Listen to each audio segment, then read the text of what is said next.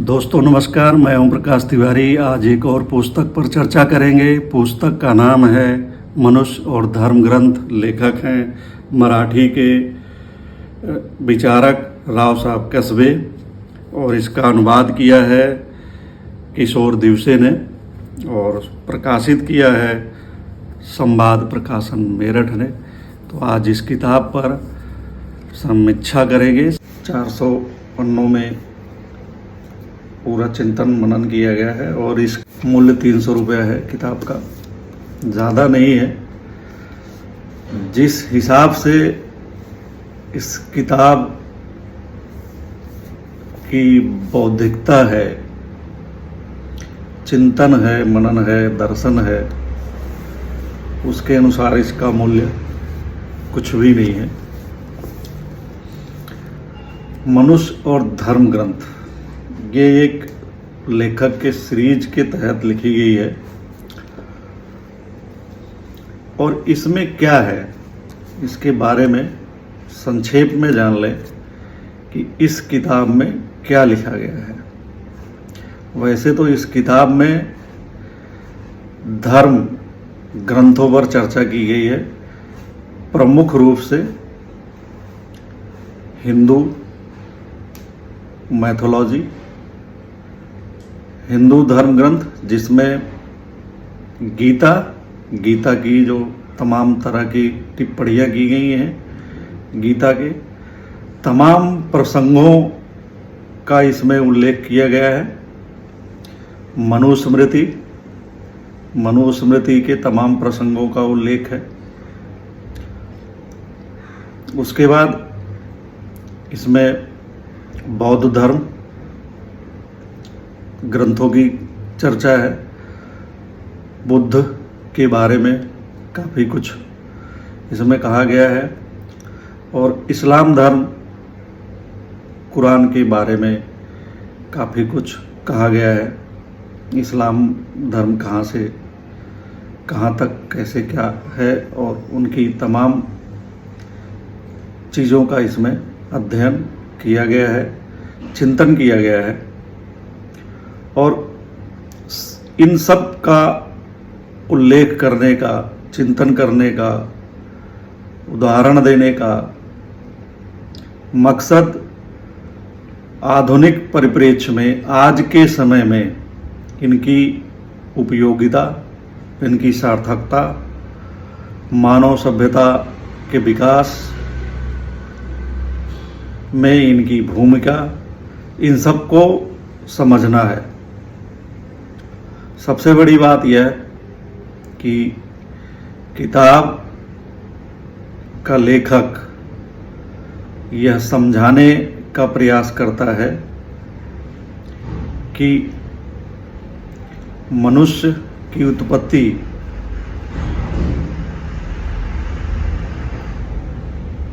प्राकृतिक तौर पर हुई है और जो व्यवस्थाएं बनी उनका संबंध सामाजिक और आर्थिक रहा है। आर्थिक सामाजिक संबंधों के कारण ही धर्म ग्रंथों की उत्पत्ति और उनकी रचना की गई। मानव सभ्यता को एक अनुशासन में लाने, अनुशासित करने और व्यवस्थित तरीके से शासन चलाने के लिए इन सब का सृजन मानव ने किया। इस पे बहुत विस्तार से चर्चा की गई है। किताब में लिखा भी गया है कि मनुष्य का विकास उसके अपने ही प्रयत्नों का परिणाम है। मनुष्य का विकास उसके अपने ही प्रयत्नों का परिणाम है। वह एक प्राकृतिक प्राणी से सामाजिक प्राणी बना। प्राकृतिक प्राणी से सामाजिक प्राणी बना। सामाजिक प्राणी में इतिहास की लंबी प्रक्रिया के बाद बदला है। समय काल के साथ बदलता गया, विकसित होता गया। उसने स्वयं का, प्रकृति का, पृथ्वी का रूपांतरण किया है। कहने का मतलब ये कि मानव सभ्यता एक एपिसोड की तरह जो है बड़ी है, वो काल खंडों में बदलती परिवर्तित होती रहती है और उसका स्वरूप बदलता रहता है, बदलता रहा है। इन्हीं सब प्रक्रियाओं में उसकी इस विकास यात्रा में धर्म का जन्म होता है, धर्म ग्रंथ रचे जाते हैं, धर्म का जन्म होता है। धर्मों के विकास यात्रा में धर्म ग्रंथ जन्मे, धर्म ग्रंथ लिखे गए, पहले धर्म फिर धर्म ग्रंथ लिखे गए। धर्म ग्रंथों ने जहाँ एक और अपने युग में मनुष्य की विकास यात्रा को गति दी, तो कालांतर में वह उसके लिए अवरोध भी बना। लेखक ने तमाम उदाहरणों और प्रसंगों का उल्लेख करते हुए यह समझाने की कोशिश की है, या इस पर यह चिंतन किया है कि एक समय के बाद धर्म और उसका ग्रंथ अप्रासंगिक हो जाते हैं। उसमें बहुत सी बातें ऐसी होती हैं जो मानव विकास के लिए अनुकूल नहीं होती हैं। इसकी वजह यह भी है कि जैसे जैसे विज्ञान का विकास होता है, वैज्ञानिक सोच, वैज्ञानिक प्रगति होती है, वैसे वैसे धर्म ग्रंथों में कही गई बातें, प्रसंग, चिंतन, मनन अतार्किक हो जाते हैं, अप्रासंगिक हो जाते हैं, उनका मानव के लिए कोई उपयोग रह नहीं जाता है। इसलिए मानव को भी बदलना पड़ता है। फिलहाल मानव सभ्यता धर्म और विज्ञान के बीच में कहीं पिस रही है। एक तरह से चक्की के दो पार्ट हैं, एक तरफ विज्ञान, एक तरफ धर्म ग्रंथ। धर्म ग्रंथों में मानव शांति खोज रहा है, विकास भी खोज रहा है।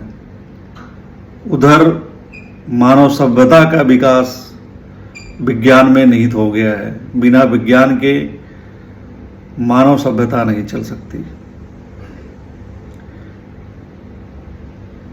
इस पर बहुत तार्किक ढंग से विचार किया गया है और ये समझाया गया है कि मानव की उत्पत्ति किसी अलौकिक शक्ति ने नहीं की है, किसी धर्म, किसी ईश्वर या किसी अन्य देवता ने नहीं की है। मानव की उत्पत्ति प्रकृति में हो रहे बदलावों और एक रासायनिक प्रक्रिया के तहत हुई है। वैसे ही जैसे इंसानों ने परमाणु बम बना लिया, तो परमाणु बम की जो तकनीक थी वो इसी प्रकृति में थी, उसके लिए जो पदार्थ लिए गए वो इसी प्रकृति से लिए गए हैं। मानव ने उसकी खोज की और एक ऐसा चीज बनाया जो उसके लिए लाभकारी भी है और विनाशकारी भी है।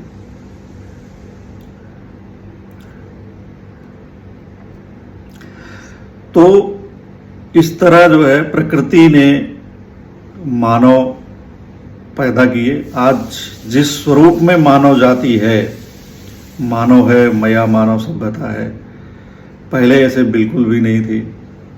उसका अपना एक विकास खंड है, कई सदियों में कई व्यवस्थाओं के साथ बदलते हुए वह आज यहाँ तक पहुँचा है। और इस समय पूरी दुनिया का मानव धर्म और विज्ञान के बीच पिस रहा है। जो सभ्यताएं विज्ञान को महत्व दे रही हैं वो विकसित हो रही हैं और दुनिया में फैलती जा रही हैं, और जो सभ्यताएं, जो संस्कृति धर्म केंद्रित हो गई हैं वो सिकुड़ती जा रही हैं। उसकी वजह यह है कि धर्म विकासगामी नहीं है, धर्म में तर्क की गुंजाइश नहीं है, संदेह की गुंजाइश नहीं है। वहाँ सब कुछ पहले से तय कर दिया गया है। विज्ञान में संदेह है तो वहाँ प्रयोग है, प्रयोग है तो वहाँ विकास है, नई नई चीज़ें विकसित होती हैं। तो इसलिए विज्ञान महत्वपूर्ण हो जाता है। धर्म और विज्ञान के बीच इसलिए मानव सभ्यता पिस रही है, वो धर्म को नकार नहीं पा रहा है। धर्म उसके जीवन में रचा बसा हुआ है। किसी भी परिवार में बचपन से ही बच्चे को धार्मिक संस्कार इस तरह दिए जाते हैं कि वो विज्ञान को पढ़ के भी उन चीज़ों को नकार नहीं पाता है। जैसे सूरज आग का गोला है, उसमें इतनी ऊर्जा है, इतनी ज़्यादा ऊर्जा है कि उसके नज़दीक अगर कोई गया तो वो बच नहीं सकता। ये एक वैज्ञानिक तथ्य है, लेकिन धर्म ग्रंथों में इसकी कुछ और तरीके से व्याख्या की जाती है। जैसे हिंदू धर्म ग्रंथ में हनुमान जी और सूरज का एक प्रसंग आता है। हिंदू ग्रंथ में सूरज की देवता के रूप में भी पूजा की जाती है। इसी तरह चंद्रमा है, चंद्रमा तक पे जो है आदमी पहुंच गया है, लेकिन आज भी धर्म ग्रंथों में चंद्रमा एक देवता के रूप में पूजा जाता है। तो यही है चक्की का दो पार्ट। एक तरफ विज्ञान है, एक तरफ आदमी चंद्रमा पर है, दूसरी तरफ आदमी चंद्रमा के चरणों में है। एक तरफ आदमी के चरण चंद्रमा पर हैं, दूसरी तरफ आदमी का सिर चंद्रमा के चरणों में है। यही है दो पार्ट चक्की का, जिसमें इंसान पिस रहा है। जो विज्ञान की तरफ गया उसने प्रगति की, जो धर्म ग्रंथ में लिपटा रहा, सिकुड़ता रहा, कट्टरता दिखाई, तार्किकता से भागा, संदेह करना छोड़ दिया, उस सभ्यता का विकास अवरुद्ध हो गया। कुल मिला के इस किताब में इसी तरह का चिंतन किया गया है और समझाने का प्रयास किया गया है। मराठी भाषा में लिखने वाले देश के शीर्षस्थ विचारक राव साहेब कस्बे की यह पुस्तक उनकी बृहद पुस्तक परियोजना का दूसरा खंड है। पहले खंड में वे मनुष्य और धर्म चिंतन के बारे में लिखा है उन्होंने। सभ्यता के आरंभिक युगों की पड़ताल की थी उसमें। तो दूसरे खंड में वह इतिहास के उन कालखंडों का विस्तृत विश्लेषण करते हैं जिनकी सामाजिक परिस्थितियों ने अलग अलग भूखंडों में अलग अलग धर्मग्रंथों को उत्पन्न किया। इस परियोजना के आगामी दो खंड भारत में पुनर्जागरण के सूत्रों की पड़ताल करते हैं। तो एक सीरीज में लेखक ने किताबें लिखी हैं और ये बहुत ही उपयोगी किताबें हैं। हिंदी में संवाद प्रकाशन ने छापा है। इसको पढ़ के कोई भी इंसान अपने को समृद्ध कर सकता है, अपनी चेतना को वैज्ञानिक रूप दे सकता है, वैज्ञानिक चिंतन कर सकता है, वैज्ञानिक चेतना को विकसित कर सकता है। तो ऐसे में ये किताबें काफ़ी महत्वपूर्ण हो जाती हैं। जिस किताब की हम चर्चा कर रहे हैं, मनुष्य और धर्म ग्रंथ, जैसा कि हमने इसमें पहले ही बताया कि इसमें हिंदू धर्म के दो महत्वपूर्ण धर्म ग्रंथों की चर्चा की गई है, गीता और मनुस्मृति। ये बताने का प्रयास किया गया है कि गीता की रचना क्यों की गई और मनुस्मृति की रचना क्यों की गई। मनुस्मृति से ही भारतीय समाज में जाति व्यवस्था, वर्ण व्यवस्था का जन्म होता है और किस तरह उसमें कैसी व्यवस्था बना दी गई कि ये वर्ण व्यवस्था आज भी हिंदू समाज इसको झेल रहा है और इसकी वजह से वो तमाम विसंगतियों से गुजर रहा है। इसी तरह लेखक ने गीता की रचना के बारे में भी बताया है और ये बताने का प्रयास किया गया है कि गीता की रचना क्यों की गई है, किस उद्देश्य से की गई है, इसका मकसद क्या रहा है। इसके बाद बौद्ध दर्शन पर चर्चा है, उसका भी यही है कि उसमें क्या खास है, क्यों वो विकसित हुआ, क्यों वो लुप्त हुआ, या क्यों वो भारत से चला गया, क्यों भारत में नहीं टिक पाया, दूसरे देशों में उसका विकास हुआ, उसका भी स्वरूप किस किस तरह से कहाँ कहाँ बदलता रहा है। इसी तरह गले कालखंड में इस्लाम पर चर्चा की गई है। कुरान, इस्लाम का उदय कहाँ पर हुआ, कैसे हुआ, किन परिस्थितियों में हुआ, उस समय क्या हालात थे, किन हालात में जो है इस्लाम का उदय होता है और कैसे इसका विकास होता है, इसमें क्या अच्छाइयाँ है, क्या इसमें त्याज देने वाली बातें हैं, इन तमाम बातों की इसमें चर्चा की गई है। तो इसको पढ़ के आप काफ़ी समृद्ध हो सकते हैं। इसमें कोट करने के लिए तो कई चीज़ें हम इसका उल्लेख कर सकते हैं, लेकिन इसका कोई मतलब बनता नहीं है, क्योंकि जब आप इस किताब को पढ़ेंगे तभी आप इसको अच्छी तरह से समझ सकते हैं। एक अल्बर्ट आइंस्टीन का जो है कथन है यहाँ पे, रहस्यों को जानना हमारे जीवन की सबसे सुंदर और खूबसूरत घटना है। और जहाँ रहस्य हैं, हम जानते हैं कि रहस्य में ही, रहस्यों के कारण ही धर्म ग्रंथ और धर्म बने हैं। सच्ची कलाएं और विज्ञान यहीं से पनपते हैं। रहस्यों को जानना ही इनका स्रोत है। इन रहस्यों के ज्ञान से जिस इंसान के मन में सौंदर्य, आदर अथवा भय जैसी भावना का उबाल नहीं आता, सच में उसे मृत प्राय ही समझा जाना चाहिए। धर्म हमारे जीवन के तमाम रहस्यों की अंतर्दृष्टि से पैदा हुआ है। खुद के लिए जो अगम्य है वही अस्तित्व में है। सर्वश्रेष्ठ सौंदर्य और ज्ञान उसी की कोख से जन्म लेता है या प्रकट होता है, लेकिन हम उसे पूरी तरह जान नहीं पाते। यही ज्ञान, यही भावना ही सच्ची धार्मिकता है। मतलब आइंस्टीन को आप जानते ही हैं, वैज्ञानिक थे, इन्होंने वैज्ञानिक सोच वाले थे, लेकिन इनके बारे में भी कहा जाता है कि बाद में ये भी धार्मिक हुए। तो धार्मिक क्यों हो जाता है, या आज का मनुष्य जो है विज्ञान और धर्म के बीच में क्यों फंसा हुआ है। वो ना तो विज्ञान को अपना पा रहा है, ना धर्म को अपना के विज्ञान को छोड़ पा रहा है, न विज्ञान को अपनाकर धर्म को छोड़ पा रहा है। दोनों में ही वो पिस रहा है। तो क्यों पिस रहा है, इस किताब को पढ़कर समझ सकते हैं।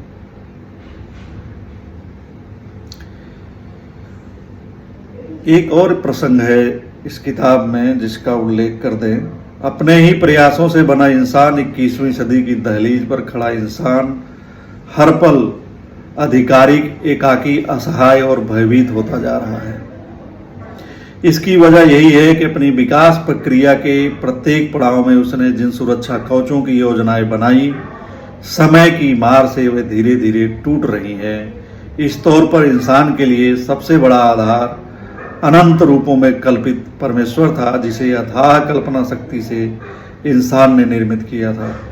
दुनिया के सभी ईश्वरवादी धर्मों ने अपनी काल परिस्थिति के अनुरूप उसकी सुंदर साज सज्जा की। इंसान ने यह कल्पना की कि परमेश्वर ने सबसे पहले एक विराट पुरुष को जन्म दिया और उस विराट पुरुष ब्रह्मा के विभिन्न अंगों से समाज में वर्णों की उत्पत्ति हुई। इसलिए भारत के प्राचीनतम धर्म ग्रंथों में से एक ऋग्वेद का पुरुष सूक्त हमें समझाता है, ब्राह्मणोस्य मुखमास्यब्द पूराजन्य कृतः उरुतदस्य एवदस्य पदस्याम शूद्रो अजायात। ब्राह्मण, क्षत्रिय तथा वैश्य अनुक्रमानुसार विराट पुरुष के मुख, बाहु, उदर से तथा शूद्र उसके पैरों से उत्पन्न हुए हैं। यह एक उदाहरण दिया गया है इस किताब में, और इस तरह इसकी जो है चर्चा शुरू होती है, और सभी धर्म ग्रंथों पे चर्चा शुरू करके तमाम तर्कों, उदाहरणों, प्रसंगों के माध्यम से समझाने का प्रयास किया गया है कि मानव सभ्यता कैसे विकसित हुई है, कैसे सामाजिक आर्थिक संबंधों की वजह से धर्म आया, धर्म ग्रंथ आया, उसकी क्या उपयोगिता रही है, कैसे धर्म का जो है मानव सभ्यता के विकास में क्या योगदान रहा है, क्या नहीं रहा है, और कैसे आगे बढ़ता रहा है, और आज के समय में उसकी क्या उपयोगिता है, क्या भूमिका है, क्या होनी चाहिए, क्या नहीं होनी चाहिए। इसका चिंतन, मनन और विमर्श है। तो आप इस किताब को पढ़ेंगे तो काफ़ी अच्छा लगेगा, पढ़ना चाहिए। धन्यवाद।